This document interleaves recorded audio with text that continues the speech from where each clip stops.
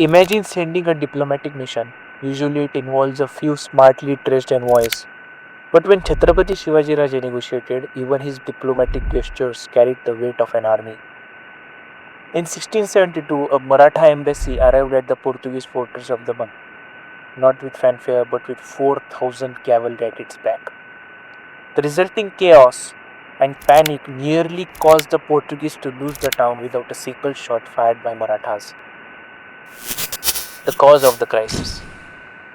By 1672, Shivaji Maharaja's power was soaring, and his successful armies were marching deep into the Konkan region.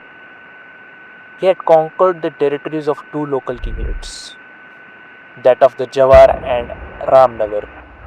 These rulers, terrified by Shivaji Maharaja's advance, fled to seek refuge with the Portuguese inside the fortified town of Daman. The Portuguese had long maintained a financial arrangement with these petty rulers, paying them an annual subsidy of 60,000 Mamuris. The Mamuris was the currency used by the Portuguese. This payment was made to ensure that the local chiefs kept their subjects, often thieves and bandits, from raiding Portuguese villages, gardens and houses. But now that Shivaji Raje controlled their lands, he claimed that the right to receive this payment should pass to him. To press this claim, Shivaji dispatched an ambassador to the Daman with instructions to negotiate the transfer of 60,000 Mamuris. To emphasize the seriousness of his demand, the envoy arrived with an escort of 4,000 Maratha horsemen, who rode right up to the gates of Daman. Now the question comes up here is that as per Jede Shakavali, Moropant Peshwa was leader of the campaign which was carried out in Jawhar and Ramnagar. So it's more probable that Moropant was the man who sent the embassy to the Portuguese. The panic and the priests. The sudden appearance of 4,000 Maratha cavalry outside their walls threw the Portuguese into chaos.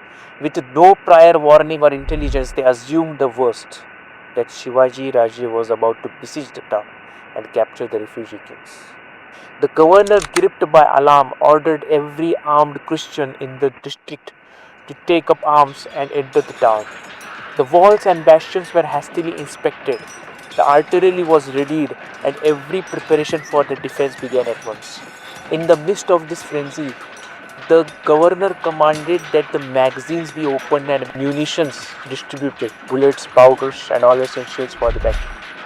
But the arsenal was under the control of the Paulist fathers, a religious order that managed the town's munitions and drew considerable income from it. When the governor's officers demanded supplies, the fathers refused. The reply was astonishingly cold. They would not release a single bullet or an ounce of a powder until they were paid for it. The officers protested, shouting that the town was in danger, but the fathers stood firm. The observer of the event later remarked that had Shivaji Raje's troops come with hostile intent, Daman could have been captured without resistance. Meanwhile, the Maratha envoy calmly presented Shivaji Raje's demand. The Portuguese, still trembling from the false alarm, realized that the horsemen were not there to attack but to lay wait to a diplomatic negotiation. The talks were tense but ultimately peaceful. The Portuguese refused to transfer the payment, citing their prior agreements with the exiled rulers, but they also avoided provoking Shivaji Raje further.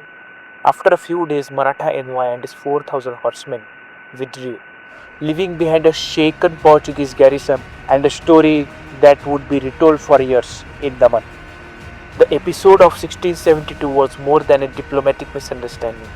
It was demonstration of a power. Shivaji Raje's message was clear. His authority extended not just over land, but over the very terms of negotiation. Even without firing a shot, his presence could shake the walls of European fortresses. In the age of empires and fortresses, sometimes the most powerful weapon was not the sword, but the message it carried.